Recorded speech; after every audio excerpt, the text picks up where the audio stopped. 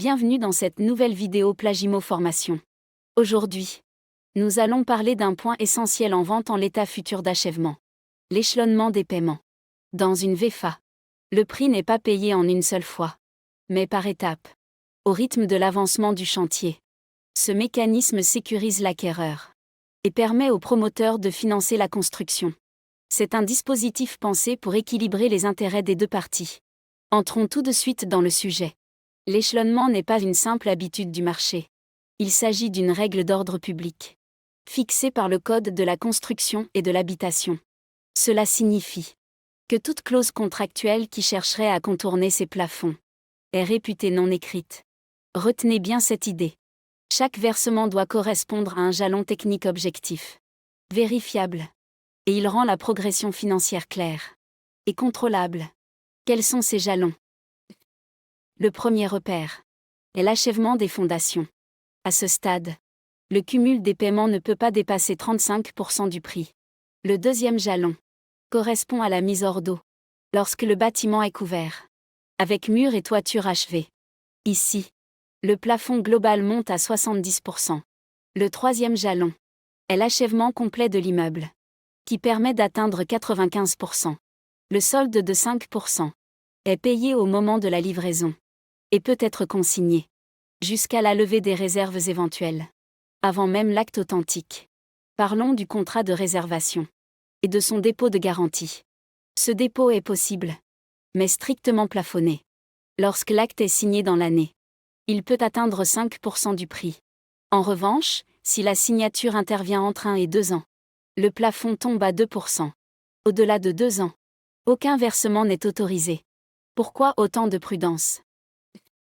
Parce que cela évite d'immobiliser des sommes importantes trop longtemps, sans contrepartie. On évite ainsi un transfert de risque prématuré vers l'acquéreur. Passons au calcul concret des appels de fonds. Deux logiques coexistent.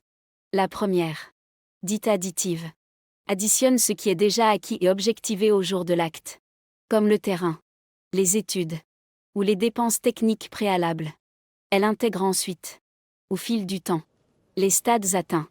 La seconde, dite soustractive, part du plafond du prochain jalon et retranche la part non encore réalisée. Elle colle souvent mieux à la réalité du chantier. Mais dans les deux cas, la règle d'or reste la même. Le cumul encaissé ne doit jamais dépasser le plafond du dernier stade réellement constaté. Tant que l'immeuble n'est pas hors d'eau, on ne franchit pas 70%. Dès lors que l'achèvement n'est pas acquis, on reste en dessous de 95%. C'est un principe clair, net et indiscutable. Encore faut-il constater correctement ces stades. Cette mécanique de contrôle est tripartite et très efficace. Du côté technique, le maître d'œuvre, souvent l'architecte, atteste l'avancement. Pour sa part, le notaire veille à l'échelonnement légal, rappelle la possibilité de consigner le solde et contrôle chaque appel. Quant à la banque, elle ne débloque les fonds que si l'appel est conforme à l'échéancier annexé au prêt et à l'acte. Résultat, promoteur, architecte, notaire et établissement prêteur avancent dans la même direction. Cette triangulation filtre naturellement les dérives. Et quand les lignes sont franchies, la jurisprudence est constante. On paie l'avancement réel, pas l'intention, pas une promesse, encore moins une date de calendrier. Les juges sanctionnent les appels anticipés. Ils écartent toute clause qui dépasserait les plafonds légaux. Et ils valident la possibilité pour l'acquéreur de refuser un appel, tant que le jalon correspondant n'est pas atteint. Parlons maintenant des sanctions. Elles sont réelles et dissuasives. Au plan pénal, des amendes sont prévues. Et dans les cas les plus graves, des peines d'emprisonnement peuvent être prononcées. Du côté civil, l'acquéreur peut réclamer le remboursement des sommes indûment versées, assorties de dommages et intérêts. En clair, pour un promoteur, le coût d'un appel irrégulier dépasse largement l'avantage immédiat de son encaissement. Quels sont les bénéfices pour l'acquéreur ? Ils sont nombreux. D'abord, une sécurité financière concrète. Il ne paie jamais au-delà de la valeur construite. Si un retard survient, l'appel suivant reste bloqué. Ensuite, une sécurité juridique. La consignation du solde en cas de réserve est un garde-fou efficace. Enfin, une sécurité globale. grâce à la garantie financière d'achèvement et à l'assurance dommage ouvrage. Et pour le promoteur, quels avantages? Grâce à l'échelonnement, l'acquéreur bénéficie de prévisibilité. De leur côté, les encaissements suivent l'avancement, ce qui limite le recours au crédit court terme, lisse la trésorerie et rassure les financeurs. En contrepartie, la discipline documentaire est impérative. Attestation précise, compte rendu régulier, calendrier réaliste communiqué aux clients. La transparence et la traçabilité deviennent des gages de confiance. Prenons un exemple concret. Imaginons un prix de 320 000 €. À la signature, les fondations ne sont pas achevées. Un premier appel limité à 20% peut se justifier. Lorsque les fondations sont terminées, un complément permet d'atteindre 35%. Lors de la mise hors d'eau, on peut aller jusqu'à 70%. Une fois l'achèvement constaté, on atteint 95%.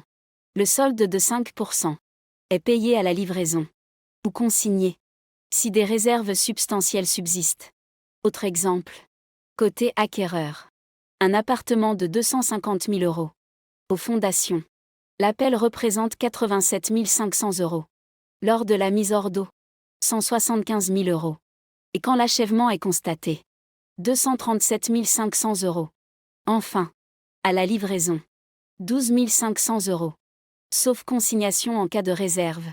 Cet échelonnement n'est pas seulement un escalier financier. C'est aussi un rythme bancaire.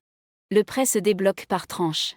Et les intérêts intercalaires ne portent que sur les sommes réellement versées. Ce qui allège la charge. Pendant le chantier, quelles erreurs fréquentes faut-il éviter? On en retrouve 3. Toujours les mêmes. D'abord, appeler 50% dès le lancement des travaux, alors que les fondations ne sont pas terminées. Ensuite, produire une attestation trop vague.